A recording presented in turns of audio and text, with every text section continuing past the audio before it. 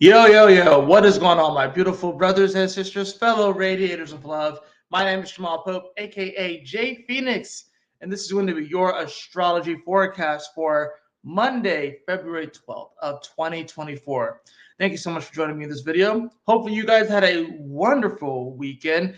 Congratulations to the Kansas City Chiefs for knocking off the San Francisco 49ers in the Super Bowl yesterday. I didn't really have much of a dog in the fight, but I was going for Kansas City. Even though it was kind of interesting because San Francisco definitely was playing a lot better than Kansas City for most of the game.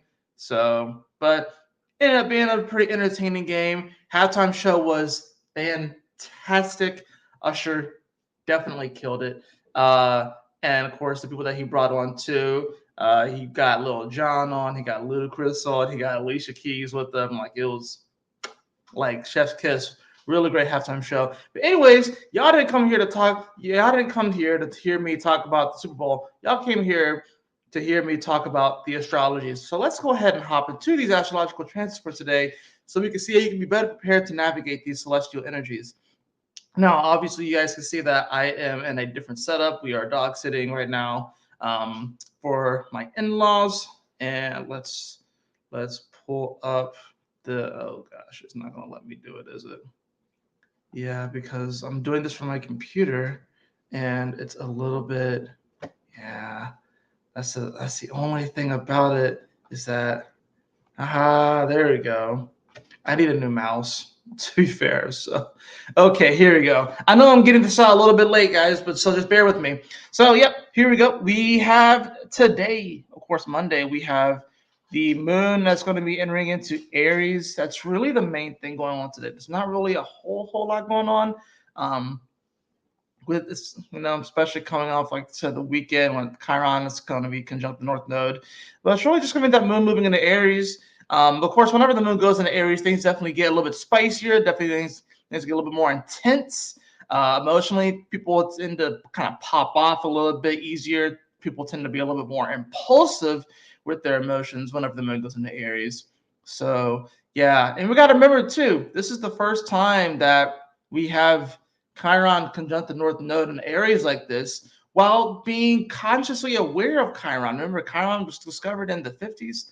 And the last time that Chiron was here, we weren't really, well, was it the 50s? Yeah, but let me look it up. Actually, it might have been the 70s. When was Chiron discovered? When was Chiron discovered? November 1st, 1977. So yes. This is the first time it's like within our consciousness, this Chiron in Aries. And now that's back over in the spot and it's conjunct the North Node, it's definitely going to be hitting differently. We have a lot of firsts that we are experiencing. Even though several of you have experienced Chiron and Aries before, whereas on a level of being consciously aware of this experience, consciously aware of the existence of Chiron is another story. So it definitely does hit differently. So let's go ahead and hop into the chart itself. And let's see. Let's see. Okay. Boom. Boom, boom, boom. All right, my friends. So here we go. That's what we got. So that moon is going to be moving into Aries today. And like I said, this is really just going to be the main thing that's happening today. There's not really a whole lot going on. Let me get to like a better spot so I can see this a little bit easier. Boom. Okay, so I can see this a little bit easier from my angle. Yeah, so and obviously I'm not using my normal setup as well, so I'm not gonna be able to go hour by hour, but I did make sure to save a picture of the actual transit itself so you guys can see what I'm talking about. But you can see that moon is going to shift into Aries today. It does make a nice sextile over to Pluto, which of course is in Aquarius. We see that Mars is getting ready to move into Aquarius. This is going to be the last full day of Mars in its exaltation of Capricorn, right?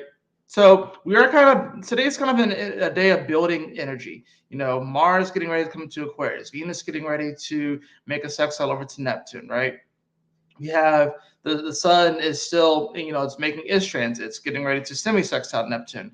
We have the moon, which is building up to this conjunction with Chiron and the North Node. So today's going to be kind of like that day of like building energy.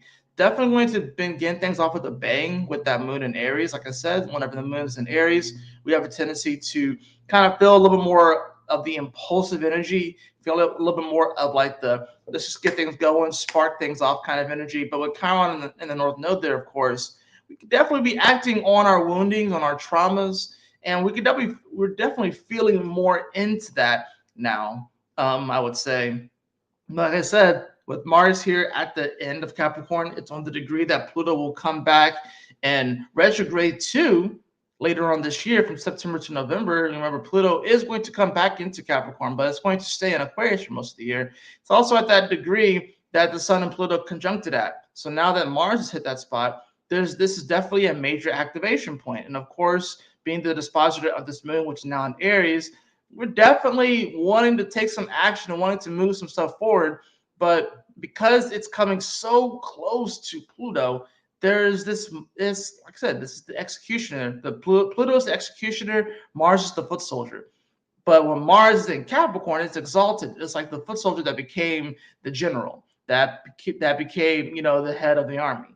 But when it comes still in contact with Pluto here in Aquarius, this is one of those moments where it's like it's sort of like a make or break, whether that general is really going to truly feel exalted and truly feel like their mission, if you will, comes from a higher cosmic place, or like I said, it's just going to be it's for what it's worth, it's going to be an overall transformative quality. There's going to be new information that comes. There's going to be some sort of innovative quality that comes. That's going to really shift the way that we act going forward. So it's like Mars and Capricorn, it's gone through this whole space where it's felt good, it's felt exalted, right? It's made some decent aspects, if you will. And it's like I said, it's sextile Saturn, it's sextile Neptune. So like I said, it's made some decent aspects. And when it comes into Aquarius, remember fire meets air. That's a bang. But with Pluto there, it's almost like Pluto is going to pretty much absorb a lot of Mars's energy before it continues.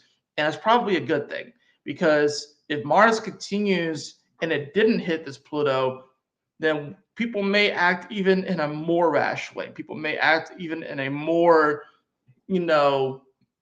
a way that doesn't really align, if you will, with what God has in store for us, with what the cosmic, timeline is going to be, with, how that's something that's going to be more in alignment with the universe, if Pluto wasn't there. You gotta remember, Pluto is like a magnet. It's like a super, super magnet, right? So when Mars hits Pluto, it's going to absorb a lot of this negative, heavier energy that Mars has been dealing with.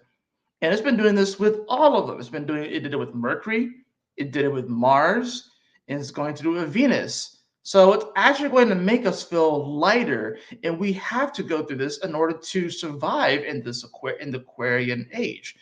We have to feel lighter, and Pluto is here as going to absorb a lot of that energy and help us to transmute it. So take that into consideration, that this Pluto Mars conjunction is going to be happening while the moon is in Mars's home of Aries. And this, of course, is going to be happening when the moon is on top of Chiron. We'll talk more about that tomorrow, but today's sort of like the build up to that.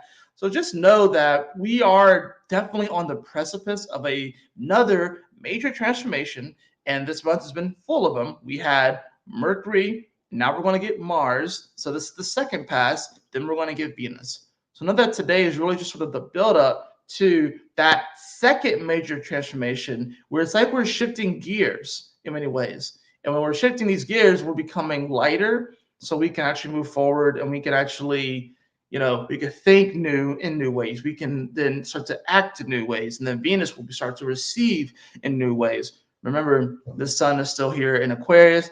It is a Chinese New Year as well. We got about a week until Pisces season, when we go into the review period, because whenever the sun goes into Pisces, it's like a major review of the previous 11 eras or energies that we experience from Aries to Aquarius. So that's what I have for you guys today as far as the astrology goes. I think it will be a pretty powerful day. I think it also will just be, with the energy building like this, we may feel a little bit apprehensive, especially with that Mars at the end of Capricorn and being exalted. We may want to take some sort of action. We may want to move, but I would say to like kind of just chill for a little bit if you can.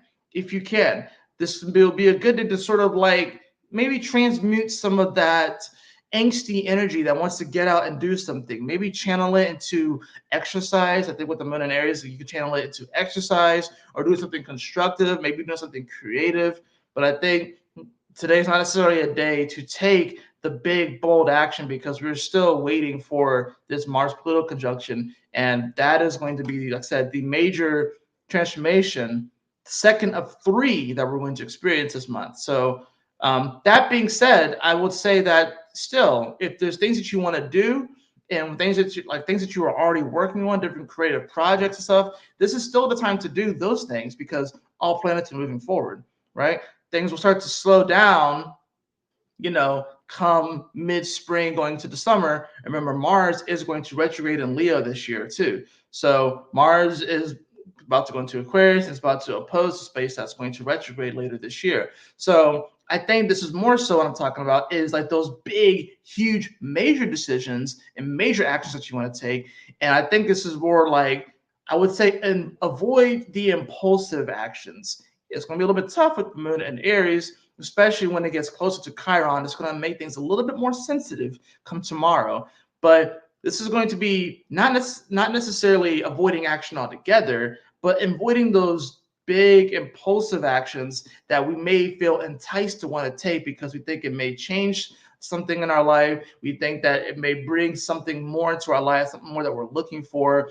But I think this is really about looking at the actions that we are taking, the sort of creative potential that we are already engaged with, and continuing to do those things. Even if it doesn't seem perfect, even if the timing is off, I think continuing to double down on those things is really important.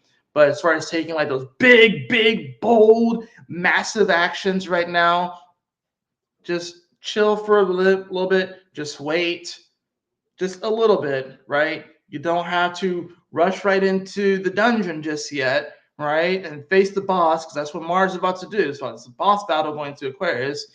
There's still a little bit of a preparation here for today. So remember that, you don't want to under prepare for this moment, right? You don't want to under prepare. You don't want to over prepare, but you also don't want to under prepare for this moment as well. So take the time that you need to get ready for this massive transformation, but also continue to do those things, to continue to take those little steps that have been helpful for you. Like I said, today is not necessarily about running a marathon. Today is just about running a mile. This is not about winning the whole war. This is just about the battle itself. I think there's like maybe an inspiration or motivation or impulse to want to try and run an entire marathon today. And that's not what the universe is asking us to do. The universe is like, well, you've been running a mile every day for however long, metaphorically. Continue to do that. Continue to strengthen yourself. Continue to condition yourself, because that's what's going to help you run. Remember, this is a marathon, but you don't have to run the entire thing in one day. You can take your time with this thing, right? And take one step at a time. You don't have to try and take 50 steps at once, right? Let's hop into the cards, shall we? All right. So a little bit of a shorter one today, just by the nature of it. Like I said, it's just really the moon moving into Aries, and we have a lot of building energy. But like I said, it does kind of feel like, there's a bit of an impulsive energy to today, a bit of energy where we kind of want to move things, kind of want to take some sort of like big, bold action and stuff, But also, like I said, don't take my word for it. If you really feel called to do so, then do what you have to do. I'm just saying that you don't have to run an entire marathon today. You can just run a mile or two, and that will suffice. That will be good enough. I promise you. And you won't feel behind. You won't be left behind if you do that. You don't have to, like, I think there's an energy here where people want to just hustle. Now take your time to rest too. Saturn and Neptune are still in Pisces, right? Saturn especially is in Pisces. It's teaching us that it is important to rest still. It's important to put in the work, but it's also important to rest. So remember that as well, okay? All right, let's see what we have for the cards.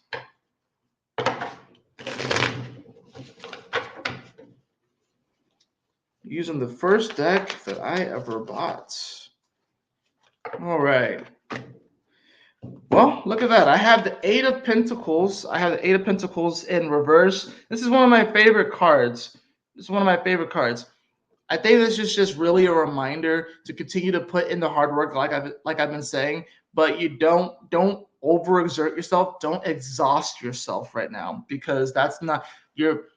In order for you to give your best to this world, you still have to learn how to rest. You still have to learn how to pull back when you need to pull back. We are shifting gears, right? And when the car is shifting gears, it loses a little bit of speed before it picks back up and starts to move faster. So we have to remember that when we're shifting gears in life, sometimes we pull back. We have to pull back a little bit before we can speed up. And I think that that's what this card is speaking of. I call this the in the lab card. You're continuing your work, you're continuing to work on your craft. But like I said, you don't have to like overly hustle right now. You know what I mean? Like that's like this is like warning of workaholic energy. Eight of Pentacles in reverse. This is definitely workaholic energy. And we all have 24 hours in a day, and we all want to be able to use our day to the best of our ability and as efficiently as possible. But just be careful of workaholic energy today. I have that followed by the Queen of Wands in reverse. So this Queen of Wands, this could be a fire sign. So you could be dealing with the fire sign, or you may be the fire sign, the Aries, the Leo, or the Sagittarius. But I really, like I said, I just feel like with this card coming after it, this is a queen that she has that fiery capability. This is Azula, right? From Avatar, right? I'm going to just show you.